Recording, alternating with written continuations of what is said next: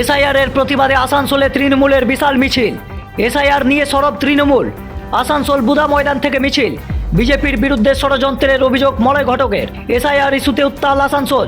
SIR এর প্রতিবাদে পথে তৃণমূল। মিছিলে মন্ত্রী মলয় ঘটক। বৈধ ভোটারদের নাম কাটার চেষ্টার অভিযোগ। আসানসোলে তৃণমূলের বিক্ষোভ মিছিল। পশ্চিম বর্ধমানের আসানসোলে এসআইআর প্রক্রিয়ার প্রতিবাদে তৃণমূল কংগ্রেসের উদ্যোগে একটি বিশাল মিছিলের আয়োজন করা হয়। এই মিছিল বুধা ময়দান থেকে শুরু হয়ে হটন রোড বাস স্ট্যান্ড পর্যন্ত যায়। মিছিলে উপস্থিত ছিলেন রাজ্যের মন্ত্রী মলয় ঘটক, আসানসোল পৌরসভার MMIC Gurdas Chatterjee, board chairman Animesh Das সহ তৃণমূল কংগ্রেসের একাধিক নেতা কর্মী ও সমর্থক। মিছিল থেকে বর্তমানে যে পদ্ধতিতে এসআইআর করা হচ্ছে তার বিরুদ্ধে বিভিন্ন স্লোগান দেওয়া হয়। মিছিল শেষে সাংবাদিকদের মুখোমুখি হয়ে মন্ত্রী মলয় ঘটক বলেন, তৃণমূল কংগ্রেসের পক্ষ থেকে আজকের এই মিছিলের ডাক দেওয়া হয়েছে এসআইআর প্রক্রিয়ার প্রতিবাদে। তিনি অভিযোগ করেন, বিজেপির অঙ্গুলি হেলনে নির্বাচন কমিশন পশ্চিমবঙ্গের বৈধ ভোটারদের নাম কেটে দেওয়ার চেষ্টা করছে। কারণ বিজেপি জানে যে সঠিকভাবে নির্বাচন করা হলে তারা এখানে কোনো মতেই জিততে পারবে না।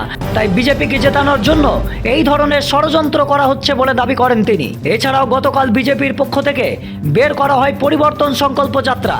এই নিয়েও কটাক্ষ করে বলেন মন্ত্রী মলয় ঘটক। তিনি দাবি করেন, সেই কর্মসূচিতে 10 জনেরও বেশি মানুষ উপস্থিত ছিল না এবং যারা এসেছিল তাদের মধ্যে অনেককেই টাকা দিয়ে নিয়ে আসা হয়েছিল। মন্ত্রী আরও বলেন, গত বিধানসভা নির্বাচনে বিজেপি পশ্চিমবঙ্গে 77টি আসন পেয়েছিল, কিন্তু আগামী নির্বাচনে সেই সংখ্যা 30-এর নিচে নেমে আসবে। এই মিছিলকে ঘিরে এলাকায় রাজনৈতিক উত্তাপ বাড়তে শুরু করেছে।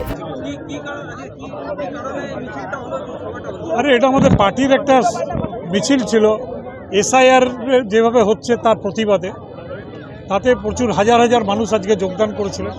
এক্ষুনি আমাদের মিটিংটাও শেষ হলো এবং আমরা তো মাইকে বক্তব্যে বলেছি যে যেভাবে এসআইআর করা হচ্ছে, যেভাবে মানুষের নাম জোর করে কেটে দেওয়ার ব্যবস্থা হচ্ছে, তার সত্ত্বেও এবারে দ্বিগুণ ভোটে বিজেপি হারবে।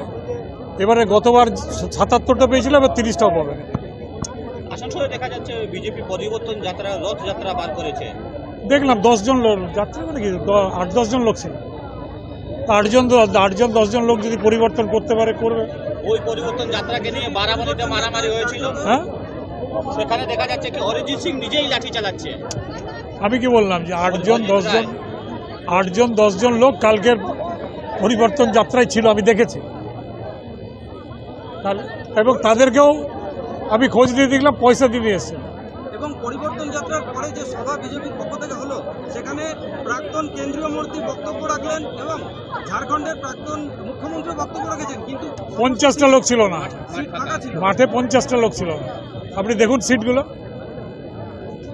প্রাক্তন কেন্দ্রীয় মন্ত্রী ছিল, প্রাক্তন চিফ মিনিস্টার ছিল, বিজেপির সমস্ত নেতারা ছিল, সমস্ত জায়গার থেকে লোক আনার ব্যবস্থা হয়েছিল, কোনো লোক আসেনি।